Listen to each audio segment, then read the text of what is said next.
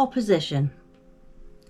You hear many people being called controlled opposition, and for many situations it is. A tactic and trick to make it appear as though there is competition, but in reality they are all on the same side. While they said no monopolies, they instituted them. And you'll notice more and more how they say one thing and do another. But in the real world, where there does still remain two opposing forces to something, there will be tricks and tactics used as well. Like in chess, a series of strategic moves to take out and beat your opponent, or outmaneuver them. Life really is no different at times, and this is indeed one of those times. 2 years ago, an article was published in one of the psychology mags saying along the lines of, "Conspiracy theorists were mentally ill, and anyone not wearing a mask was a narcissist." And there it was, a chess move. I saw it clear as day. A pre-move almost, laying the stage for later use. I commented online that it would lead in nicely to them being able to label anyone with clear thought ill and not capable when it became obvious that they hadn't convinced everyone. For later use perhaps, I thought. Well, that later use appears to be trickling through now. There is talk in Canada that doctors will be instructed to medicate you if you refuse the COVID jab.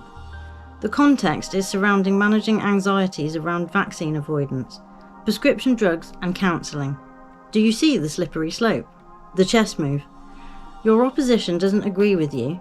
Tactic then moves into silence, remove or convert opponent. My previous article, A Witch, How Convenient, can give you an idea of how easily it can be used and gotten away with. We have recently heard too from a high-profile celebrity about controlling and coercive tactics being used by his personal trainer. And it seems now we understand many a celebrity or familiar face may have found themselves as a chess move in the end, and labelled mentally ill as a convenient way to discredit and remove them from the gaze of society. No questions asked, no one comes to find you. It's also been apparent over the last few decades how mental illness appears to have been encouraged and indulged somewhat, because it makes an awful lot of money. From GPs, medications, therapists, psychologists, psychiatrists, units, placements, etc. It's all money for someone. They say one man's rubbish is another man's treasure. In this case, it is one man's misery is another man's fortune. Most things start with good intentions, and I'm sure trying to fix people was one of them, but it's not that anymore. At whatever point it was realised that a mentally weak population was easier to control, it steamed ahead, holding back nutrition, education, opportunities, and keeping people at the level of society they believe best served a purpose. Then tying them up in debt, addictions, labels, and hoops to jump through to qualify for their systems.